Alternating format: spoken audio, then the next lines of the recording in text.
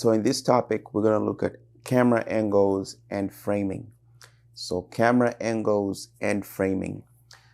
So what's camera angles and framing? Well, basically framing is just whatever, the way you frame your image. So how do you frame? So how do you frame an image? So whatever is in your frame, your camera frame, I'll maybe put a line on the frame or circle, whatever.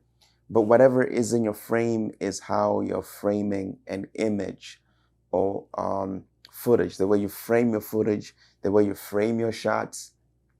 So the way you frame your shots is the way you set your frame to what you want to be in the frame. Okay, guys. So whatever is in your frame sometimes makes a lot of is important. So whatever you choose to put in that frame is important. So when it comes to framing and the angles, this is what we're going to talk about in this video. So framing and angles. Okay, guys, I hope I didn't mess my hair up. If I did, please forgive me. Anyway, so extreme close-up is an angle. So extreme close-up is where you just like really close up. I have examples of all this stuff in this topic below. So extreme close-up is where you're really close up, where you just like maybe taking the eyes or the nose or the lips when the bride's putting makeup on. So that's what I usually do for the extreme close-ups, is when the bride is doing her makeup. I like to go extreme close-ups, and when I'm doing details of the rings, of the shoes, of the wedding dress, like detail shots, I like to really go extreme with the close-up. Okay, guys, so I can capture those details. So close-up is where you just kind of like go close-up, like maybe the whole face, and the shoulders, but you don't really go into extreme detail. Okay, so you just go close-up, but not into extremely close-up. So that's what a close-up is.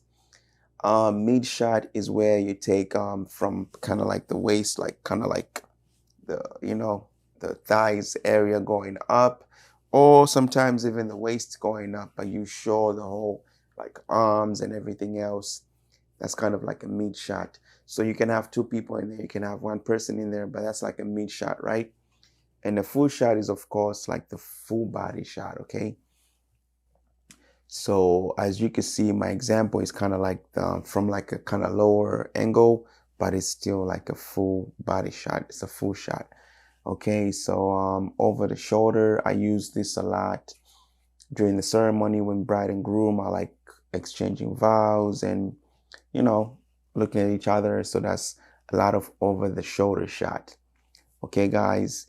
And then the two shot is where like you have both of them in the frame, kind of like midway up. So you're going to use this a lot at weddings, especially when taking shots of the bride and groom when they're being posed by a photographer. You're going to do a lot of two shots.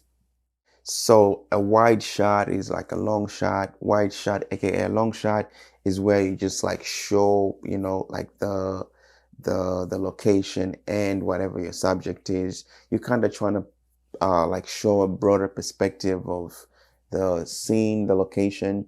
So that's when you use like a long shot, aka a wide shot. And an aerial shot, we all know, like, drone shots are aerial shots.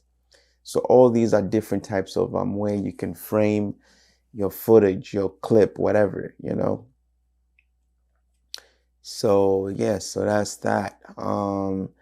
Creative angles. When it comes to creative angles, you can just do like above, like overhead shots like that.